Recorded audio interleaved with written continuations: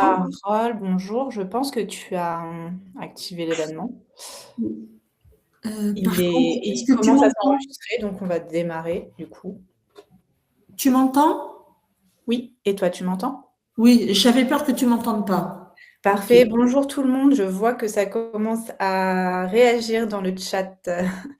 Très bien. On avait juste des petits ajustements avec Carole à finaliser et nous sommes donc prêtes à vous accueillir pour cette heure de webinaire pour parler de la santé. Bonjour à tous. N'hésitez pas à voilà, nous dire d'où vous venez dans le chat. On va attendre quelques minutes que tout le monde arrive tranquillement. On a déjà une centaine de présents. Vendée, ok, Bordeaux, Vienne. Hauts-de-France, Seine-et-Marne.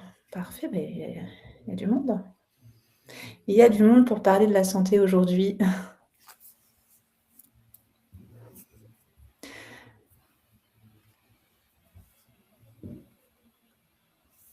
Ok.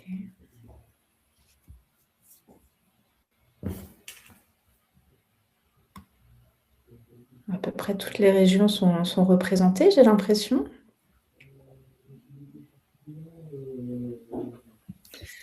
Aura-t-on un replay après? Vous aurez effectivement accès au replay sur notre chaîne YouTube de l'association ADI.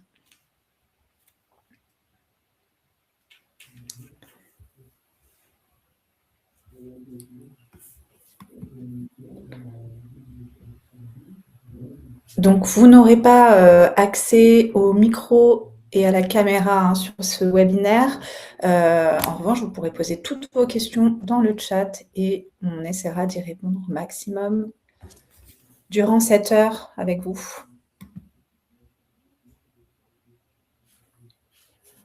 On attend encore quelques minutes que tout le monde arrive et se connecte. Et on va pouvoir commencer.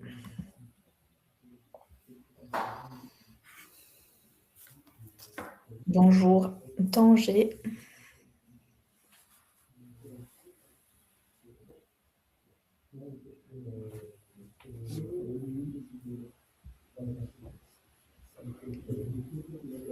Très bien. Alors, nous sommes aujourd'hui réunis avec Carole, notre partenaire de chez Via Santé, pour vous parler donc d'un sujet important pour les entrepreneurs, c'est la santé et comment bien vous protéger en tant qu'entrepreneur et aussi pour protéger votre activité. Donc, on va passer une petite heure ensemble pour donc vous parler de ce sujet avec donc la présentation du partenaire Via Santé, une petite présentation de l'ADI. Je ne sais pas si vous connaissez tous l'ADI. Mais voilà, on vous présentera rapidement notre association. Pourquoi ce partenariat avec Via Santé? On vous rappellera un petit peu le système de remboursement des soins, comment ça fonctionne. Pourquoi c'est si important d'avoir une complémentaire santé quand on est entrepreneur et bien connaître vos droits. Voilà.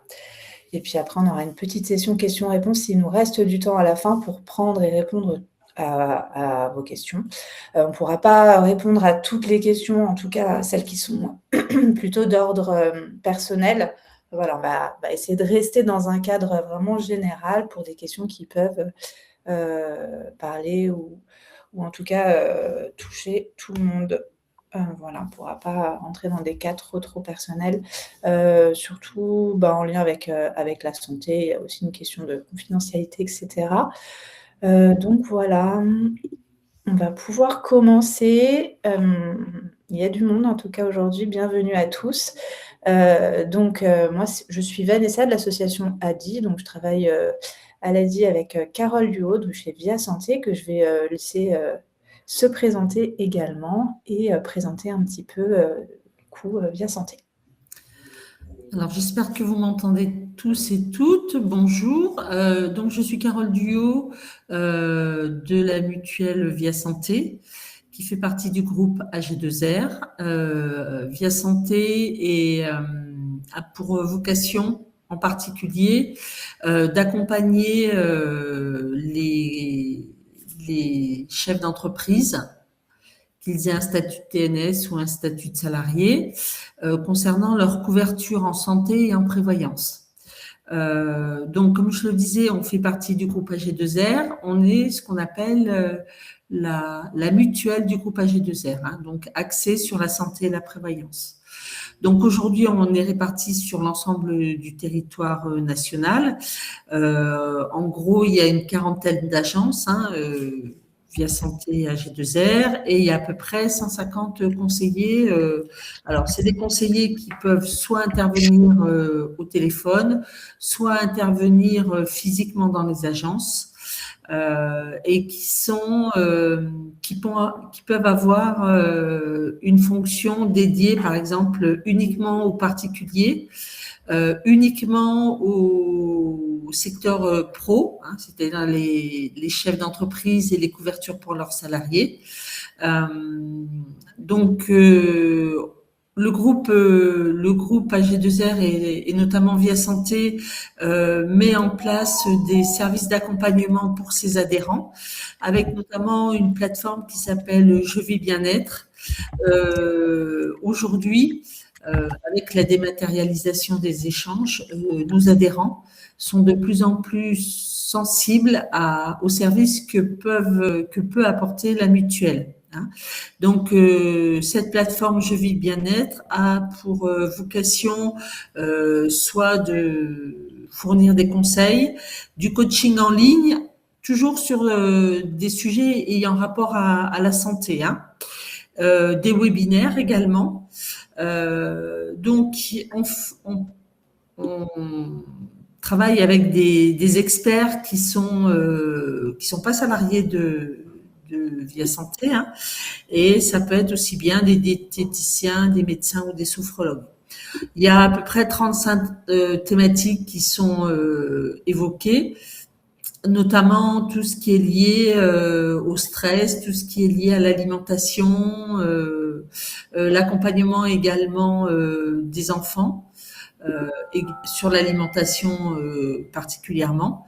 Et on a également un volet lié à une démarche solidaire, c'est-à-dire qu'on a des services d'action sociale, hein, pour des adhérents avec des restes à charge importants sur certaines prestations, des dépassements d'honoraires sur une hospitalisation trop important, de l'implantologie, des équipements sur des pathologies. Alors, jusqu'à présent, par exemple, ça pouvait être des fauteuils roulants.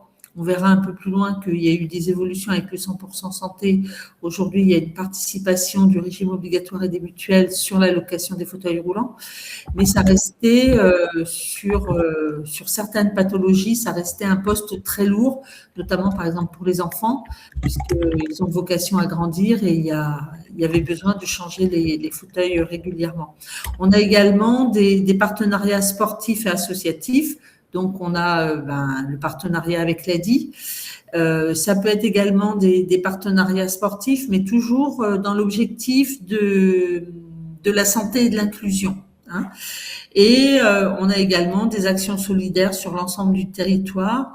Par exemple, on est partenaire de l'Institut Pasteur sur la recherche contre le cancer. On est partenaire également sur l'établissement français du sang, hein, pour promouvoir le don du sang, et tout un tas d'actions, je vous dis, toujours en relation avec la santé. Donc, Via Santé, c'est, comme je vous le disais, la mutuelle du groupe AG2R. Alors, on fait partie du groupe et on est une structure complètement indépendante, hein. Aujourd'hui, on couvre à peu près 1 million de personnes protégées sur l'ensemble du territoire. On fait partie du top 10 des mutuelles françaises. On est plus proche du top 5 que du top 10. On est également certifié ISO 9001, c'est-à-dire qu'on doit respecter des process qui encadrent la qualité de notre travail. Donc, on est sur l'ensemble du territoire. Vous voyez sur la carte vraiment les Les départements en rouge, je dirais que c'est les départements historiques de Via Santé. Hein. Non, Carole, on avait une question, justement, j'en profite. Vous n'êtes pas présent à la réunion. Hein. Pardon? Vous n'êtes pas À la présent à la réunion. réunion? Alors, AG2R est présente. On travaille avec comment dire, des TNS de la Réunion. On va pas les démarcher, mais souvent on répond à leurs demandes. Hein. Alors ça se fait souvent via des demandes par internet, des demandes par mail, mais on a aujourd'hui des TNS sur la Réunion qui sont couverts par Via Santé. Hein. D'accord. Donc, comme je vous le disais, on a une expertise reconnue puisqu'on a eu 2 offres primées ces dernières années et en 2026, cette année, on a été primé sur un contrat qui s'appelle Via Pro, qui est la garantie dédiée des travailleurs non salariés, des TNS. Hein. Donc, c'est un label excellence qui est délivré par l'Argus de l'assurance. Donc voilà, c'est le dernier, c'est celui de 2026. Parfait, merci beaucoup. Alors, j'enchaîne avec l'ADI, l'association que nous représentons aujourd'hui. C'est donc l'association pour le droit à l'initiative économique qui a été fondée par Maria Nova il y a 35 ans maintenant. Et c'est une association reconnue d'utilité publique. Elle défend l'idée que chacun, même sans capital et même sans diplôme, peut devenir entrepreneur. Et ça, s'il a accès à un financement et un accompagnement professionnel et personnalisé. Nous, on insiste beaucoup sur l'accompagnement. On a tout un panel en fait d'offres d'accompagnement en plus du financement que l'on propose à l'ensemble de nos clients et de nos clientes. Donc, les 3 missions principales de l'association, c'est de conseiller et de financer tous ceux qui souhaitent devenir entrepreneurs mais qui en sont empêchés, donc principalement les personnes qui n'ont pas accès au crédit bancaire classique, d'accompagner les entrepreneurs et ce dans toutes les différents niveaux en fait, avant, pendant et après la création de leur entreprise. Donc ça va permettre d'assurer la pérennité et le développement de l'entreprise, puisqu'on sait que quand on est accompagné, on a plus de chances de pérenniser en fait l'activité. Et puis un rôle aussi de plaidoyer auprès des pouvoirs publics pour promouvoir le droit à l'initiative économique pour tous. Et donc ça, c'est aussi une des missions principales de notre association. Alors, pourquoi on a fait ce partenariat avec Via Santé? Tout simplement dans cette démarche d'accompagnement vraiment à 360 degrés de nos clients. Dans le cadre de l'assurance, on a aussi des assurances pour les véhicules, pour l'activité. Et on a souhaité en 2021 mettre en place ce partenariat avec Via Santé justement pour aussi permettre à nos clients d'accéder à une complémentaire santé, prévenir les risques et pérenniser encore plus leur activité. Pourquoi? Parce qu'on sait souvent quand les personnes se lancent, eh bien, au début, on se lance tout seul, donc on n'a pas de salariés avec nous. Et si on tombe malade ou qu'on a un accident, c'est aussi notre activité qui est en danger et mise en péril. Donc ça va impacter aussi notre activité, notre entreprise et les revenus. Donc on peut aussi, en fonction de la nature de l'activité, être plus exposé aux risques. Voilà, par exemple, dans le secteur du bâtiment. Donc, c'est pour ça qu'on a, en 2021, proposé ce partenariat avec Via Santé pour justement répondre aux besoins qui ne seraient pas couverts par nos clients. Et voilà, donc on va vous parler de ce partenariat aujourd'hui. Mais d'abord, tout ce qui va être risque auquel les entrepreneurs vont être forcément mis en cause et les différents risques auxquels vous pouvez être je suis désolée, je ne trouve pas mes mots, exposé. Oui. les risques auxquels vous pouvez être exposé. Donc, je vais laisser Carole reprendre la parole pour vous expliquer tout ça. Alors, je vous le disais, Via Santé, c'est une mutuelle, mais c'est une mutuelle au sens premier du terme, c'est-à-dire que c'est une structure qui regroupe un certain nombre d'adhérents, et c'est ces adhérents qui gèrent la mutuelle. Hein. On n'a pas d'actionnaire à rétribuer, et notre objectif, au fil des années, c'est de compléter les régimes obligatoires, tant sur le complément des soins que sur le maintien des revenus en cas d'arrêt de travail. Il faut savoir que avec le désengagement de la sécurité sociale, de plus en plus, il y a des restes à charge importants pour les patients. Pour le TNS, en cas d'arrêt de travail, en cas d'invalidité ou en cas de décès, il y a également le régime obligatoire ne prend pas l'intégralité de la couverture. Il y a également un reste à charge. Par exemple, sur l'arrêt de travail, hein, il y a le régime obligatoire, il va couvrir que 50% des revenus. Hein. Sachant en plus que quand c'est des structures, souvent comme les vôtres, je pense, qui sont plus petites, l'arrêt de travail du chef d'entreprise, c'est souvent l'arrêt de l'activité, puisqu'il n'y a pas toujours des salariés pour pallier à l'absence du dirigeant. Et donc, les charges de l'entreprise continuent à courir. C'est ce que nous, on appelle dans notre jargon les frais généraux. Donc, il faut que le chef d'entreprise se prémunisse. Alors, c'est vrai qu'on pense en priorité à tout ce qui est les soins, notamment sur l'hospitalisation. Il y a des restes à charge qui peuvent être conséquents liés à ce qu'on appelle des dépassements d'honoraires. Ça peut être lié également à des prix de chambre seule qui aujourd'hui ont pris des proportions, c'est presque aussi cher qu'une chambre d'hôtel. L'arrêt de travail, la perte du revenu fait encourir des risques pour le foyer. Hein.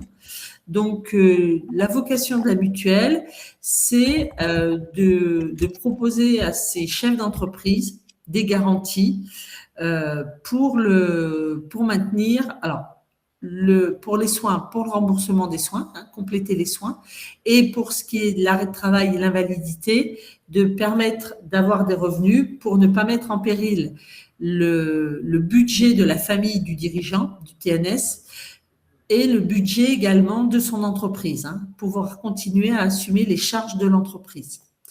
Donc, comme disait Vanessa, on intervient sur tout ce qui est lié à l'arrêt de travail et ses conséquences, hein, les soins et les pertes de revenus. Alors, en ce qui concerne les soins, il faut savoir que bien souvent, on va parler de la base de remboursement. C'est-à-dire, on prend un exemple, sur une grille de garantie, quand vous voyez un 100%, c'est pas 100% de ce qu'a payé le patient, c'est 100% du tarif de la sécurité sociale. Tous les actes médicaux sont répertoriés par la sécurité sociale, par le régime obligatoire, et avec en regard une base de remboursement. Hein. Et tous les pourcentages qui sont présentés sont sur cette base de remboursement. Ça veut dire aussi que si vous avez une garantie avec une prise en charge qui va au-delà du 100%, ça veut dire que la mutuelle va participer sur les dépassements d'honoraires. J'ai dit participer, je n'ai pas dit les prendre en charge. Je prends un exemple. Sur une base de remboursement, votre praticien, médecin, spécialiste, chirurgien, va vous facturer 2 fois le tarif Sécu. Là, vous avez par exemple une garantie à 100%, vous ne serez remboursé qu'une fois le tarif Sécu. La différence entre le 100% et le 200%, c'est les dépassements d'honoraires. Si vous êtes remboursé à 150%, sur ces dépassements d'honoraires, il y en aura la moitié qui seront pris en charge et la moitié qui restera à votre charge. Donc là, on a le cas par exemple d'une dépense chez un généraliste à 35 €. La base de remboursement, c'est 30 €. Donc, le régime obligatoire va rembourser 70% de la base, c'est-à-dire des 30 €. moins une participation forfaitaire que ne peut pas rembourser la mutuelle, hein, c'est interdit, ça doit rester à la charge du patient. Et il y a 19 € donc qui seront remboursés. Hein. Donc, si on voit là dans cet exemple-là une dépense réelle à 35 € et une base de remboursement à 30 €, on a 5 € de dépassement d'honoraires. Si vous avez une garantie à 100%, ben vous serez remboursé les 30 €, vous aurez les 5 € à votre charge. Et si vous avez, en gros, que je ne vous dise pas de bêtises, si vous avez une garantie à peu près 115%, entre 115 et 120%, vous serez remboursé intégralement.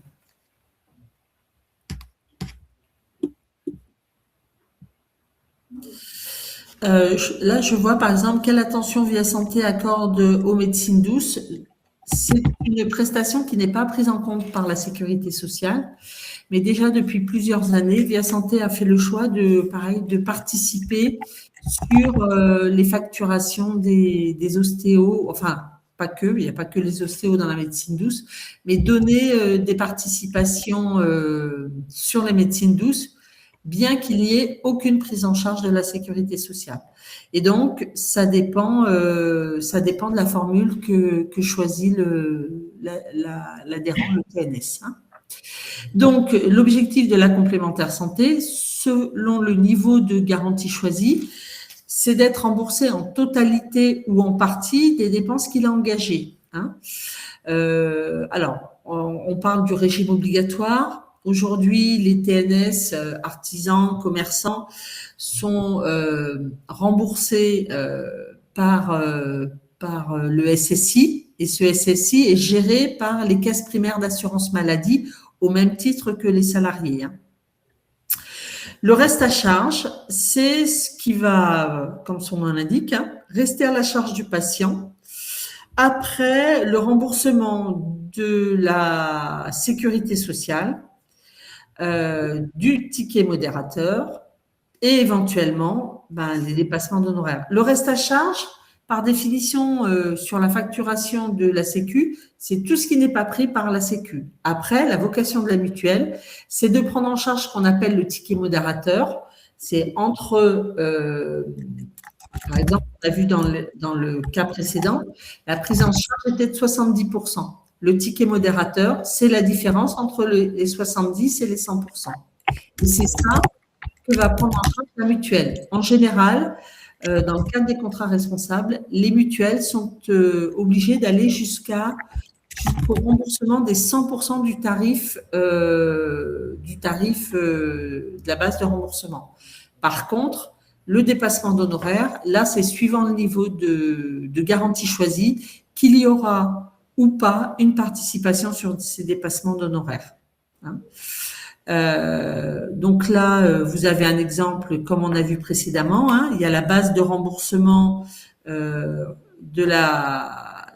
taux, la base c'est 30 € hein, pour une consultation, et les pourcentages sont appliqués sur ces 30 €. Donc le taux de remboursement 70%, le ticket modérateur, c'est les 30% de différence pour atteindre le 100%. Et là, dans ce cas évoqué, il y a 19 € qui sont remboursés, avec s'il y a un reste à charge et qu'il n'y a pas de complémentaire santé, 16 € à la charge du patient. L'objectif étant de participer au maximum sur les restes à charge qu'a le patient.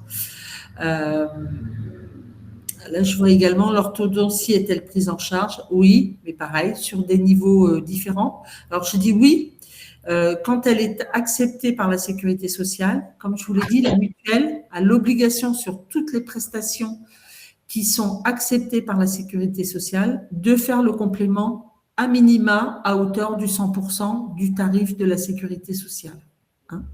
Là où les mutuelles sont appelées des fois à intervenir sur des prestats qui ne sont pas prévus par la sécurité sociale, on a vu les médecines douces par exemple, la chambre sol en hospitalisation, Et là, c'est la mutuelle qui va déterminer son niveau de prise en charge.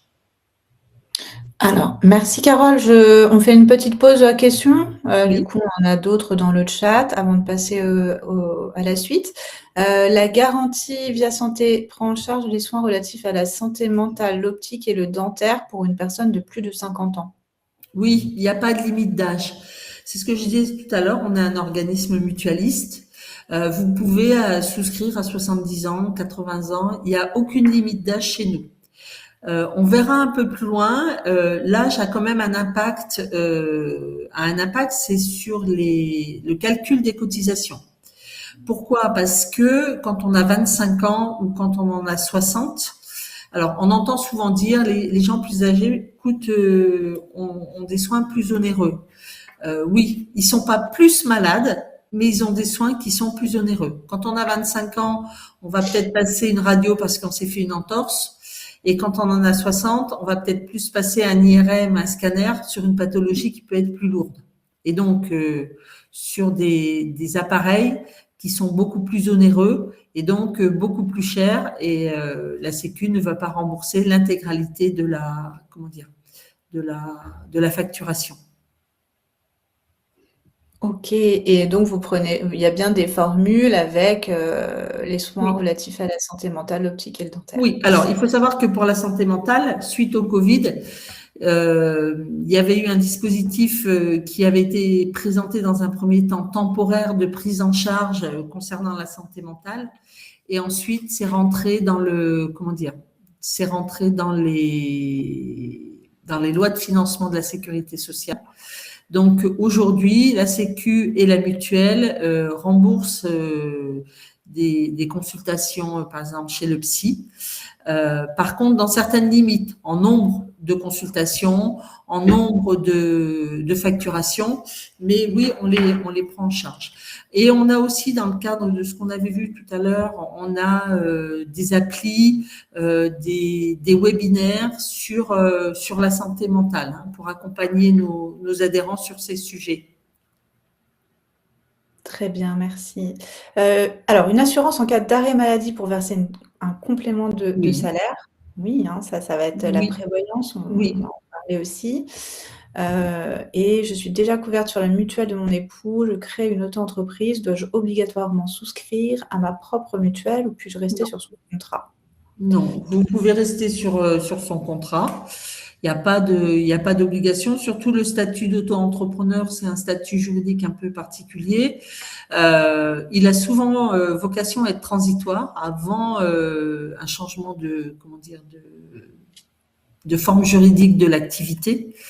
Donc non, il y a aucune obligation, sauf à ce que le contrat du conjoint ne corresponde pas aux besoins de l'auto-entrepreneur. Je prends un exemple. L'entreprise du conjoint a mis une garantie vraiment minimum, et l'auto-entrepreneur a de réels besoins en optique, en dentaire, avec des restes à charge importants sur la mutuelle du conjoint, et c'est de se dire, bah là, non, c'est pas une mutuelle qui me correspond, c'est pas un niveau de prestation qui me correspond, donc je fais le choix de quitter la mutuelle de l'entreprise de mon conjoint pour souscrire ma propre mutuelle en tant qu'auto-entrepreneur. Hein. Pas d'obligation légale ou réglementaire, c'est simplement on va souscrire une garantie en tant qu'auto-entrepreneur quand la garantie de l'entreprise du conjoint ne correspond pas à nos besoins. Est-ce que votre mutuelle applique la loi Madelin? Oui, alors la loi Madelin, c'est une loi, elle date de 94, qui, pour bénéficier de la loi Madelin, tous les contrats de tous les TNS ne permettent pas de bénéficier de la loi Madelin. Il faut que le contrat soit habilité loi Madelin. Donc, il faut, au moment de la souscription, il faut vraiment spécifier qu'on veut la loi Madelin. Alors, la loi Madelin ne présente qu'un intérêt, c'est si on est imposable. Si on n'est pas imposable, la loi Madelin ne présente aucun intérêt. Un auto-entrepreneur qui serait non imposable, la loi Madelin. Sa garantie, si elle n'est pas loi Madelin, ce n'est pas un problème. Hein. Par contre, si son activité progresse et qui devient imposable, oui, là, il faudra peut-être changer de garantie pour souscrire un contrat Madelin. Et là, c'est le rôle des conseillers Via Santé, c'est-à-dire que c'est par les échanges avec le TNS, la découverte que va réaliser le conseiller Via Santé, il va pouvoir orienter la proposition sur une garantie Madelin ou une garantie qui n'est pas Madelin, hein, après avoir fait la découverte familiale, professionnelle du TNS. Très bien, merci. On va continuer. On prendra les questions après. Je vois qu'en plus, il y a des questions sur lesquelles nous avons prévu des slides. Donc, on continue sur les critères. Quels sont les critères des tarifs pour une complémentaire santé? Alors, il faut savoir que donc Via Santé intervient sur l'ensemble du territoire. On le disait tout à l'heure, même sur des départements d'outre-mer. Hein. Par contre, si vous habitez la Creuse ou si vous habitez Paris, pour la même garantie, vous n'aurez pas forcément le même tarif. C'est un peu comme les assureurs de véhicules. Hein. Pourquoi ? Parce que un spécialiste à Guéret ne pratique pas les mêmes montants qu'un spécialiste à Paris. Donc, l'actuaire de Via Santé, alors il a des modèles de tarification et il va faire rentrer en gros 4 critères. La première, c'est la zone géographique de résidence, hein, puisque dans les grandes villes, le dépassement d'honoraires est facturé d'un montant beaucoup plus important que dans des zones qui sont plus rurales. En fonction de la composition familiale, si vous adhérez tout seul, si vous adhérez à un conjoint ou avec et ou 2 enfants, par exemple, vous n'aurez pas le même tarif, puisqu'il y a une cotisation qui est attachée par personne couverte. Il y a l'âge de la personne qu'on va couvrir. Parfois, on a des questions, mais je comprends pas. Mon conjoint adhéré, il a 50 ans. Moi, j'ai 40 ans, on n'a pas le même tarif. Ah ben non, vous avez la même garantie, mais vous n'avez pas le même tarif. Et ensuite, concernant donc le régime auquel vous dépendez, si vous dépendez du régime général ou si vous dépendez de ce qu'on appelle le régime local, le régime Alsace-Moselle. Le régime Alsace-Moselle, c'est une particularité qui date de la guerre de 1870, à l'époque où l'Alsace et la Moselle étaient rattachées à l'Allemagne. Ils ont conservé cette particularité. Ils ont une prise en charge à pratiquement 80 ou 90% de leurs prestations par leur régime obligatoire. Donc la mutuelle n'intervient pas à 30% par exemple, mais qu'à 10%. Et comme la mutuelle intervient moins, de fait, les cotisations pour les bénéficiaires du régime Alsace-Moselle, les cotisations sont moins élevées. Donc on a là les quatre critères qui servent aux actuaires à déterminer la cotisation de l'adhérent. Hein. Et comme je vous le disais tout à l'heure, c'est une cotisation par personne couverte. Sachant que à partir du 3e enfant couvert, le 3e enfant, il n'y a pas de cotisation d'appelé. Hein. Donc le premier enfant paye, le 2e enfant, mais pas le 3e et les suivants s'il y en a. Voilà.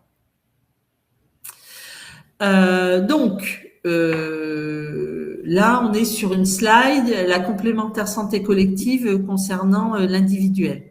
Alors, il faut savoir que suivant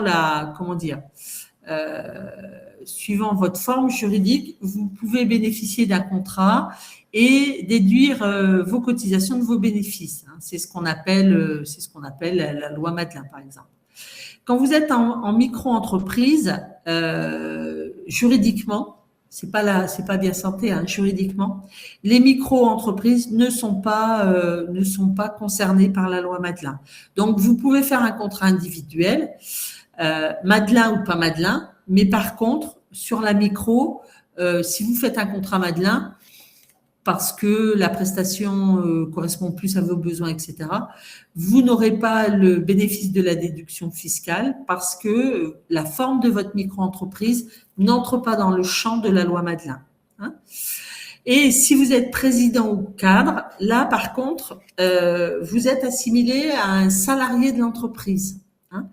Et donc, les employeurs, depuis 2017, ont l'obligation de mettre en place des contrats obligatoires pour leurs salariés.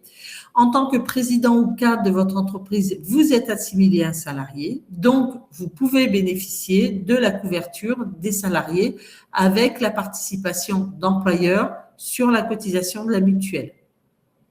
Voilà.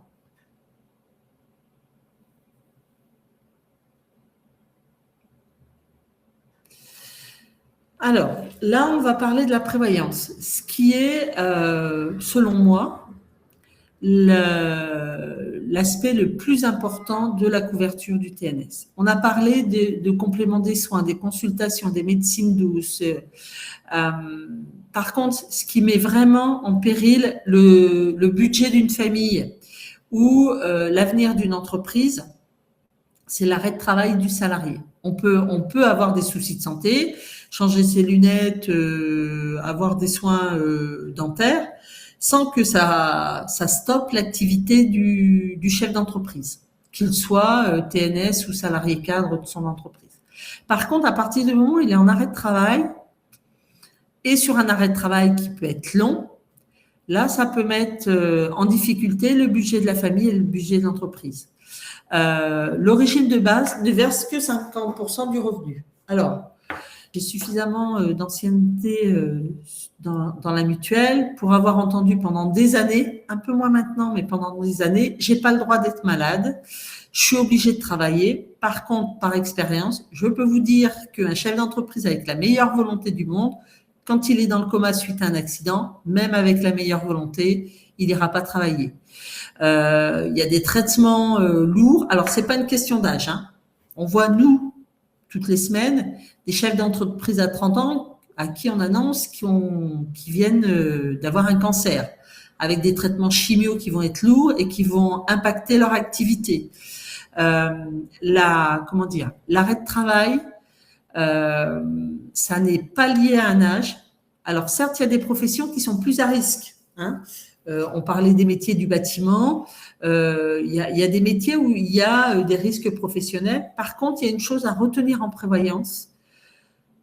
Plus on souscrit jeune, plus on a la chance, si un événement arrive et qu'il impacte la santé au point que le TNS ou le chef d'entreprise ne puisse plus travailler, il a de fortes chances que sa pathologie soit prise en charge par le contrat de prévoyance. Par contre, si le problème de santé est arrivé, nous, on ne peut plus. Alors, quelqu'un qui est en arrêt de travail ne peut pas souscrire un contrat de prévoyance. Le risque est là, on ne peut plus mettre en place le contrat pendant l'arrêt de travail. Comme je dis souvent, on ne va pas assurer sa voiture une fois qu'on a eu l'accident. Hein. Par contre, une fois que le TNS ou le salarié, le chef d'entreprise salarié cadre reprend son activité, il peut souscrire son contrat de prévoyance. Alors, il y aura peut-être, suivant la pathologie qu'il a eue précédemment, ce qu'on appelle une surcotisation, parce qu'on va dire, écoutez, là, vous avez été arrêté pendant 2 ou 3 mois parce que vous avez des problèmes cardiaques. Nous, si demain vous avez un problème cardiaque, on prendra peut-être en charge, mais on va vous faire payer un peu plus cher que celui qui est arrivé chez nous, qui a cotisé plus jeune, qui nous a versé un peu plus de cotisation. Donc, on vous prendra en charge, mais moyennant une surcotisation. Sachant que ça, on le sait pendant la phase de souscription. Hein, on ne l'apprend pas par hasard au moment de l'indemnisation. Quand quelqu'un a eu un souci de santé, je prends par exemple un problème cardiaque, on va lui dire OK, on vous prend. Par contre, au lieu de payer le montant qui vous avait été indiqué sur la proposition, on vous prendra sur telle cotisation. Est-ce que vous souhaitez donner suite à cette adhésion ou pas? Si vous ne souhaitez pas donner suite, le contrat ne sera pas mis en place. Si vous donnez suite, vous le formalisez par écrit, vous recevez un courrier que vous retournez en disant du style bon pour accord ou voilà. Et à ce moment-là, le contrat sera mis en place à la date d'effet qui était prévue dans la proposition. Moi, je suis particulièrement, et mes collègues, les conseillers TNS, sont particulièrement sensibilisés sur la prévoyance parce que, je vous le disais précédemment, ça impacte le budget de la famille et ça impacte le devenir de l'entreprise. Donc, prévoir, je parle pas, je suis arrêtée 5 jours parce que j'ai attrapé une gastro ou parce que, voilà. Non, là, on est sur le risque lourd, sachant que le contrat de prévoyance, il couvre la vie privée, la vie professionnelle. Il n'y a pas de distinguo. Nous, tout ce qui va générer le maintien du revenu, c'est un arrêt de travail délivré par un médecin et validé par le régime obligatoire. Donc, l'arrêt de travail, il peut être temporaire, c'est ce qu'on appelle couramment les indemnités journalières, mais il peut être malheureusement dans certains cas définitif, c'est ce qu'on appelle l'invalidité. Donc, les contrats de prévoyance en général prévoient les risques lourds, c'est-à-dire l'arrêt de travail où on va être arrêté plus d'un mois, l'invalidité où on pourra plus du tout retravailler avant la retraite, et le pire de tout, c'est le décès, puisque là, pour le coup, la famille et l'entreprise sont dans une situation où s'il n'y a rien de prévu, du jour au lendemain, il n'y a plus rien. Il y a un opticien pas très loin d'où je travaille qui dans son magasin a eu un souci de santé et en gros il a fait une crise cardiaque et le magasin est fermé depuis le mois de décembre et a priori il rouvrira pas. J'espère pour lui qu'il avait fait le nécessaire pour sa famille. En plus, je pense qu'il était en âge d'avoir des enfants peut-être aux études. Je pense qu'il a fait le nécessaire aussi vis-à-vis de l'entreprise parce que il y avait certainement des fournisseurs à payer, de l'URSSAF à payer, des loyers à financer, etc. Donc, honnêtement, soyez sensibilisés à tout ce qui concerne la prévoyance et au maintien des revenus pour vos proches, pour votre famille et pour l'avenir de votre entreprise. Merci Carole. On va peut-être faire une pause question avant de passer à la suite. Je vois qu'il y en a eu quelques-unes dans le chat. Alors, si une personne est déjà en situation d'invalidité partielle, il n'est pas judicieux de souscrire à la garantie prévoyance. Alors, une invalidité partielle, ça va pas exclure systématiquement le souscripteur. Imaginons, je prends un exemple. Quelqu'un, on a quelqu'un qui a une invalidité parce que il lui manque 2 doigts. Voilà. Mais il dit, ok, moi c'est quelqu'un, un TNS, qui a un travail où il est assis derrière un bureau. On voit de plus en plus, notamment, vous savez, des entreprises qui fournissent du travail de secrétariat auprès de médecins, auprès de chefs d'entreprise, etc., mais qui ne sont pas salariés de l'entreprise. La personne, il lui manque 2 doigts, mais ça l'empêche pas de répondre au téléphone, ça l'empêche pas de. Mais par contre, elle peut avoir une maladie. Elle peut avoir un accident qui n'a rien à voir avec son absence de doigts. Et donc, oui, elle peut souscrire un contrat de prévoyance. Surtout que maintenant, il y a ce qu'on appelle le droit à l'oubli. Un organisme ne peut pas, refuser une adhésion sur une pathologie qui est déclarée guérie. Je prends un exemple. Pareil, quand j'ai commencé dans la mutuelle, les gens qui avaient des cancers, quand ils souhaitaient souscrire, on leur disait non. C'était carrément des refus purs et simples. Non, on ne vous assure pas. Aujourd'hui, avec le droit à l'oubli, quelqu'un qui a été déclaré guéri, il peut très bien souscrire un contrat de prévoyance. Et la mutuelle peut très bien le couvrir au titre du contrat de prévoyance. N'ayez pas d'a priori. C'est le médecin conseil, alors bien souvent sous le couvert de la confidentialité, c'est-à-dire le conseiller Le conseiller qui va vous faire la proposition, qui va mener l'adhésion, n'aura aucune information sur votre état de santé.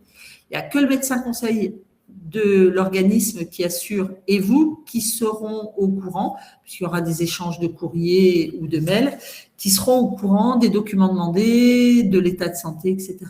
Bien évidemment, c'est sous couvert du secret médical. Donc oui, en invalidité partielle, on peut très bien souscrire un contrat de prévoyance. Et est-ce que l'on peut souscrire une prévoyance et une mutuelle dans des organismes différents? Ah, mais bien sûr, vous n'avez aucune obligation de tout prendre au même endroit. Vous pouvez prendre la mutuelle auprès d'un organisme et la prévoyance auprès d'un autre organisme. Il n'y a pas de… Ce que je vous conseille, que ce soit pour la santé ou la prévoyance, c'est tous les 3 ans, 4 ans maximum, de faire un bilan de la couverture par rapport à votre situation. J'ai vu également des contrats qu'on souscrit quand on a 25 ou 30 ans. Je me rappelle notamment d'une coiffeuse. 10 ans après, alors souvent, les conseillers appellent en disant il faut qu'on fasse un bilan de votre protection. Non, mais j'ai pas le temps. Et souvent, le TNS dit je suis couvert, c'est le principal. Le problème, c'est que cette dame, quand on y est retourné au bout de 10 ans, sa rémunération avait doublé. Et c'était tout le mal qu'on nous souhaitait d'ailleurs. Quand elle s'est installée, l'objectif, c'était qu'elle améliore ses revenus au fil des années. Sauf que si elle avait été en arrêt de travail, elle aurait eu un complément sur un salaire estimé à celui qu'il était quand elle s'est installée.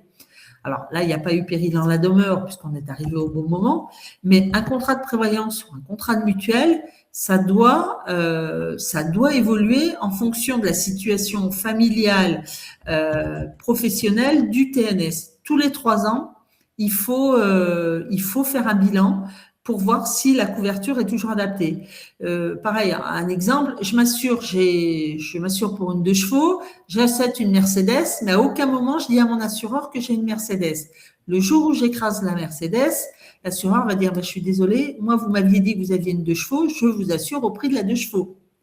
Donc, alors, c'est pour ça que quand un conseiller vous demande à vous rencontrer, même si vous êtes déjà auprès de l'organisme, si votre contrat a 2 ou 3 ans, il faut absolument dire oui, je vais prendre 45 minutes ou 1 heure pour faire un bilan de la couverture. C'est valable aussi pour la santé. On a 25 ans, on n'a pas de problème aux yeux, on n'a pas de problème aux dents. Et puis, on change de lunettes et là, on se dit, quand on reçoit le remboursement de la mutuelle, on se dit, ah ben zut, je suis mal remboursé. Non, je ne suis pas mal remboursé. Mais je n'ai pas fait évoluer mon contrat en fonction de mes besoins. Donc, il faut absolument faire évoluer les contrats en fonction de son avancée en âge, de sa situation médicale, etc. Merci Carole. C'est vrai qu'on n'a pas présenté vraiment dans le détail l'offre qu'on propose avec Via Santé. Nous, avec Via Santé, on propose 4 formules qui sont vraiment dédiées pour plutôt les statuts de micro-entreprise, entrepreneur, entreprise individuelle. Voilà, mais il faut savoir que Via Santé a aussi des offres qui sont plus pour, par exemple, les autres statuts dédiés aux sociétés. Voilà, et donc dans les 4 formules, on va évidemment avoir la formule vraiment l'essentiel, on va dire, en termes de remboursement, c'est ce qui va s'apparenter à la complémentaire santé solidaire. Et puis ensuite, on va monter en gamme avec 3 autres formules, la ViaFlex 100, 200 et 300. Donc 200 et 300, où là, vous allez vraiment être bien remboursé sur tout ce qui va être relatif aux soins optiques et dentaires. Et vous allez aussi avoir sur ces 2 formules, ViaFlex 200 et 300, le forfait médecine douce. Voilà. Mais vraiment, pour faire un devis et un diagnostic personnalisé, on vous invite à prendre contact avec un conseiller de l'ADI qui vous orientera ensuite vers une conseillère Via Santé pour vous faire le devis qui correspond le mieux à votre situation. On va continuer parce que je vois que l'heure défile et on n'a pas fini de tout vous présenter. Puis on reviendra un petit peu si on a le temps sur les questions à la fin. Alors, il y a également ce qu'on appelle la complémentaire santé solidaire, c'est-à-dire que ça a été instauré depuis un certain nombre d'années. Ça permet aux personnes qui n'ont pas les ressources suffisantes pour pouvoir se couvrir sur une complémentaire, d'avoir quand même un complément. C'est ce qu'on appelle la CSS. Donc, ça peut être géré par un organisme comme Via Santé, mais ça peut être géré également intégralement par la sécurité sociale, par le régime obligatoire. Et donc, si on a la complémentaire santé solidaire, l'intérêt pour la personne qui en bénéficie, c'est que pour elle, ça ne lui coûte rien. Moi, je dirais que, à la limite, si vous avez le droit à la complémentaire santé solidaire et que vous étiez prêt à payer une cotisation pour une mutuelle, eh ben, mettez le budget sur une couverture sur l'arrêt de travail ou l'invalidité. En général, la complémentaire santé solidaire, elle est délivrée par le régime obligatoire pour une durée de 1 an.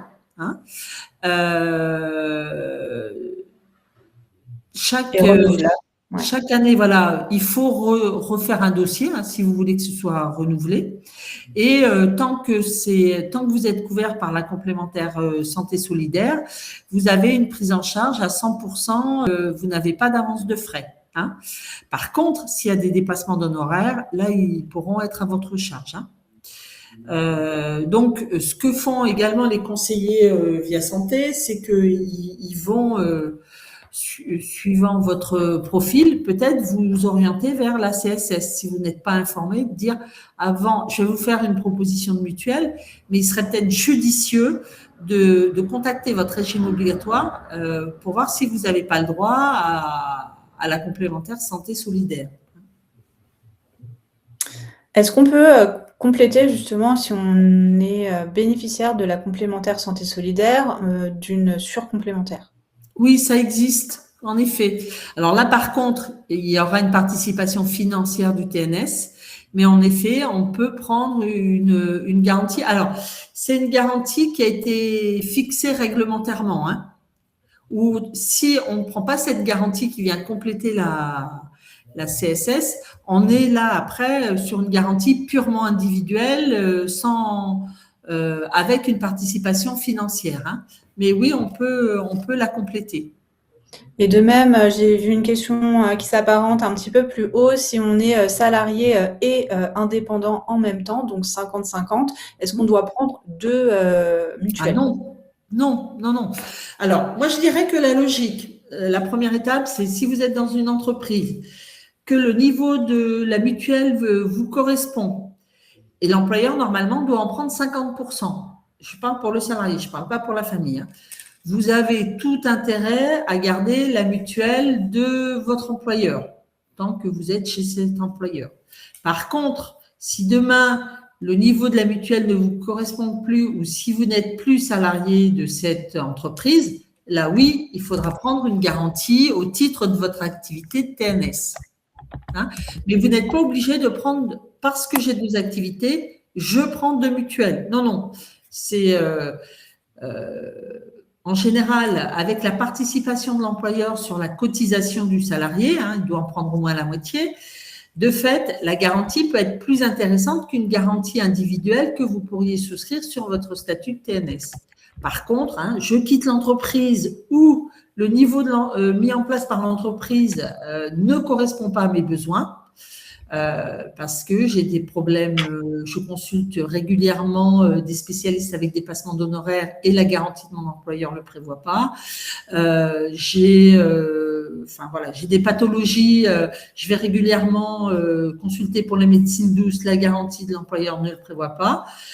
Là, on peut faire le choix de prendre une garantie individuelle au titre de mon activité de TNS. Merci, on poursuit, on prendra les questions après. Merci. Oui. Alors, il a été, le gouvernement, c'était, alors ça date de 2019, s'était aperçu que malgré les mutuelles, il y avait quand même énormément encore de reste à charge, notamment sur les dents, et les lunettes et l'audioprothèse. Les bases de remboursement des régimes obligatoires étant tellement basses que malgré les compléments de la mutuelle, il y avait énormément de reste à charge et surtout, on avait des tarifications par les professionnels de santé qui pouvaient aller du simple au double au triple. Là, pareil, je vous renvoie à ce que j'ai dit tout à l'heure. Si vous allez voir un dentiste à Guéret ou si vous allez à Paris, vous n'allez pas avoir la même facturation. Donc, le gouvernement a instauré ce qu'on appelle le 100% santé. Donc, aujourd'hui, toutes les mutuelles, c'est ce qu'on appelle également les contrats responsables, doivent prendre en charge, le gouvernement a établi une liste de prestations dans lequel le professionnel de santé va avoir des tarifs encadrés. Il ne pourra pas faire une facturation comme il veut. Il sera obligé de respecter un certain tarif. Et le patient, qui prendra dans la gamme de produits qui est prévue par le gouvernement, n'aura pas de reste à charge. Ou deuxième solution, c'est ce qu'on appelle les tarifs libres. Le professionnel, il applique le tarif qu'il veut, et là, il y a un reste à charge pour le patient. Donc, aujourd'hui, dentaire, optique et audiologie, tout ce qui est équipement pour les oreilles, permet d'avoir un équipement sans aucun reste à charge. Alors, pour l'avoir entendu, parce que bon, c'est pas écrit sur mon visage que je travaille dans une mutuelle, j'ai entendu des professionnels de santé dire oui, le 100%, en gros, les produits sont pas bons. Non, je pense que c'est pas un argument. C'est sûr que le professionnel n'a pas le droit de marcher, mais la qualité n'est pas à remettre en cause. Donc, normalement, le professionnel de santé doit obligatoirement, sur un devis, vous mettre un tarif dans le cadre du 100% santé et un tarif dans le cadre des tarifs libres. Alors, c'est vrai que, par exemple, je vais prendre de l'équipement optique. Dans le 100% santé, vous n'aurez pas une gamme de montures aussi vaste que le tarif libre. Mais vous aurez une monture qui rentrera dans le 100% santé, avec des verres qui rentreront dans le 100% santé. Donc, ça permet d'avoir la possibilité ou même sur des couronnes ou sur des appareils dentaires de ne pas avoir de reste à charge. Ce 100% santé s'est enrichi en 2026 avec des prises en charge sur les prothèses capillaires, notamment pour les suites de cancer. Donc là également avec sans reste à charge et comme je vous le disais sur des prises en charge de fauteuils roulants, sur des pathologies. Alors le 100% santé, la Sécu et la mutuelle ne prennent pas l'achat. Mais prennent en charge la location du fauteuil roulant. Ce que je voulais vous dire également, c'est qu'un 100% santé, ça ne veut pas dire que c'est gratuit. Le professionnel de santé, il va être remboursé. C'est comme le tiers payant, quand vous allez chez le pharmacien, de la part Sécu et de la part mutuelle. Le 100% santé, la mutuelle intervient. C'est pas 100% remboursé par la Sécu. C'est la Sécu et la mutuelle sur le 100% santé remboursent de telle sorte qu'il n'y ait pas de reste à charge sur un cahier des charges qui a été défini par le gouvernement sur tous les actes qui rentrent dans ces rubriques. Voilà. La résiliation infra-annuelle. Alors ça, pendant très longtemps, les adhérents étaient contraints de respecter l'échéance qui était en général le 31 décembre de l'année. Sauf qu'avec 2 mois de préavis, il arrivait que la personne se réveille mi-novembre ou début décembre. Et là, le délai de préavis étant passé, il repartait pour une année de plus. Là, pareil, en 2020, il y a été instauré ce qu'on appelle la résiliation infra-annuelle. C'est-à-dire que quand le contrat a plus d'1 an d'ancienneté, alors c'est 12 mois complets, le souscripteur peut demander la résiliation de son contrat, alors en général avec un préavis au minimum d'1 mois. Il peut demander sa résiliation à n'importe quel moment, à partir du moment où son contrat a plus d'1 an d'ancienneté. Donc, en général, les mutuelles accompagnent les souscripteurs. En gros, il y a un outil dans lequel le souscripteur va donner mandat à l'assureur de radier son contrat. Alors, je vous conseille d'être attentif à ça. Il faut vraiment donner mandat, c'est-à-dire vous autorisez la personne à faire la résiliation. C'est pas elle qui va le faire sans votre autorisation, parce qu'elle pourrait très bien radier un contrat. On a vu, il y a pareil, il y a des professionnels de santé dans le monde de l'assurance qui sont pas très corrects, qui ont fait souscrire des personnes, ont fait les résiliations alors que la personne n'avait pas formalisé réellement sa souscription ni sa demande de résiliation. Bon, c'est pas le cas de Via Santé, mais soyez attentifs quand vous allez demander une proposition à ce que si on vous parle de résiliation, on vous dise je vais vous faire signer un mandat comme quoi vous m'autorisez à bien faire la résiliation en votre nom. Et ça aussi, c'est encadré par la loi. La loi Madelin, on l'a un petit peu évoqué. Donc, ça permet au TNS, ça ne concerne pas le dirigeant d'entreprise avec un statut de salarié, d'assimilé salarié. Ça concerne le travailleur non salarié. Donc, en gros, c'est lui permettre de déduire de ses bénéfices les cotisations qu'il a versées au titre de sa complémentaire santé, de sa prévoyance, la couverture décès, indemnité journalière invalidité, et de sa retraite. Donc là, on a un exemple où on voit que sur un bénéfice de 24 000 euros, en réalité, l'État va calculer l'impôt sur 20 000. Il y a 4 000 euros qui ne vont pas rentrer dans l'enveloppe de calcul de l'impôt. Par contre, là, pareil, comme je vous le disais, c'est la loi Madelin qui le prévoit. Il n'y a pas de déduction fiscale pour les micro-entrepreneurs. La loi Madelin ne présente qu'un seul intérêt, si on est imposable. Si on n'est pas imposable, ça ne présente pas d'intérêt. Donc, ne pas systématiquement, surtout quand on débute une activité, rechercher un contrat Madelin. On va rechercher un contrat qui correspond à ses besoins. Et quand on devient imposable, là, on va se poser la question de souscrire un contrat Madelin. Je pense qu'on peut. Très bien, merci. Je vois que là, le webinaire touche à sa fin. On a déjà dépassé un petit peu l'heure qui était prévue. En tout cas, merci. Vous avez été nombreux et nombreuses aujourd'hui. Vous avez également été nombreux à poser des questions. Alors, on peut peut-être prendre encore 2 petites minutes pour répondre aux questions et puis laisser et libérer les personnes qui ont des contraintes. Voilà. Alors, je ne sais pas si les personnes qui ont posé des questions sont toujours là.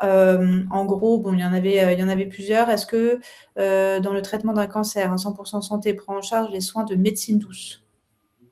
Non, les médecines douces ne sont pas inclus dans le package du 100% santé qui a été fixé par l'État. Non, c'est pas prévu. Est-ce qu'on peut du coup résilier une personne sur notre contrat et nous rester en tant que souscripteur? Ça revient pas forcément à une résiliation, mais plutôt à une modification de contrat. Oui, complètement. Par contre, c'est au souscripteur du contrat. Je prends un exemple. On a monsieur, madame monsieur et madame se séparent. C'est pas madame qui doit faire la demande de résiliation. Si le souscripteur du contrat, c'était monsieur, c'est monsieur qui doit faire le courrier en disant « Je ne souhaite plus couvrir madame ». Il donne un motif ou pas, mais bon, s'il donne un motif, des fois, c'est facilitant dans le traitement du dossier. c'est pas de la curiosité malsaine, hein, mais c'est qu'on sait qu'il y a des situations où, voilà, on va pas traîner dans la gestion du dossier. Donc, c'est le souscripteur qui demande la résiliation. C'est pas la personne qui souhaite ne plus être couverte qui va faire le courrier. Ce qui peut engendrer des fois des incompréhensions. Madame a dit, je vous ai fait un courrier, je vous ai fait 2 courriers, je sépare de monsieur qui est le souscripteur du contrat, je ne veux plus être couvert avec lui, mais juridiquement, c'est le souscripteur du contrat qui doit faire la demande de résiliation du contrat de madame. Hein, ce n'est pas à madame à nous faire la demande. Et dernière question, est-ce que vous avez des conventions particulières avec un réseau de spécialistes justement pour permettre aux adhérents d'avoir, voilà, d'éviter les dépassements d'honoraires ou des choses comme ça? Oui, on a un réseau qui s'appelle Alméris. Hein, c'est un réseau, alors c'est un réseau qui est externe à Via Santé et qui a des conventions de tiers payants sur l'ensemble du territoire, que ce soit en hospitalisation, que ce soit pour les dents, les lunettes, etc.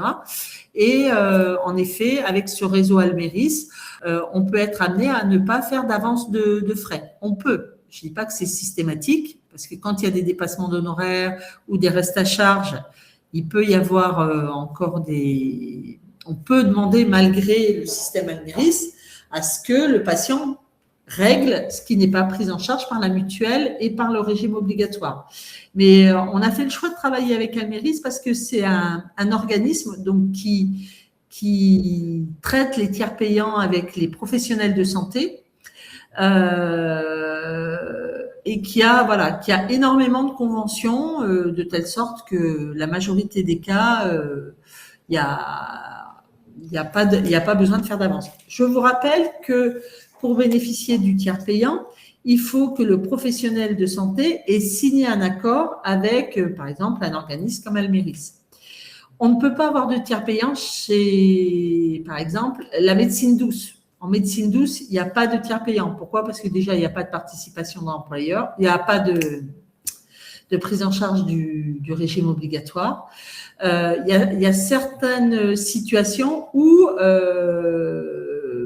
les professionnels de santé n'ont pas signé d'accord de convention avec Alméris. Hein. Ça a été leur choix. Ils ont fait le choix de ne pas travailler avec un organisme et de fait, leurs patients ne bénéficient pas du tiers payant. Hein. On ne peut pas, nous, organismes, imposer une convention à un professionnel de santé pour bénéficier du tiers payant. On peut le proposer, mais au final, c'est le professionnel de santé qui accepte ou pas la convention de tiers payant. Aujourd'hui, la majorité des professionnels l'acceptent. Mais il faut savoir que ça peut arriver qu'un professionnel de santé refuse, alors pour quelle raison particulière, je ne saurais pas le dire, mais qui refuse de signer des conventions de tiers payants avec la Sécu et les mutuelles. Merci Carole, merci à tout le monde pour vos questions et votre présence. Donc, vous pouvez consulter en replay ce webinaire sur notre chaîne YouTube de l'ADI. Et pour un conseil personnalisé, évidemment, n'hésitez pas à vous tourner vers un conseiller ou une conseillère de l'ADI. Nous avons des agences partout. Allez sur notre site et prenez rendez-vous. On vous orientera ensuite au mieux et on vous conseillera donc pour la suite. Voilà, je vous souhaite une très bonne journée et je vous remercie. À bientôt. Merci à tous. Passez une bonne journée. Au revoir Vanessa. Au revoir.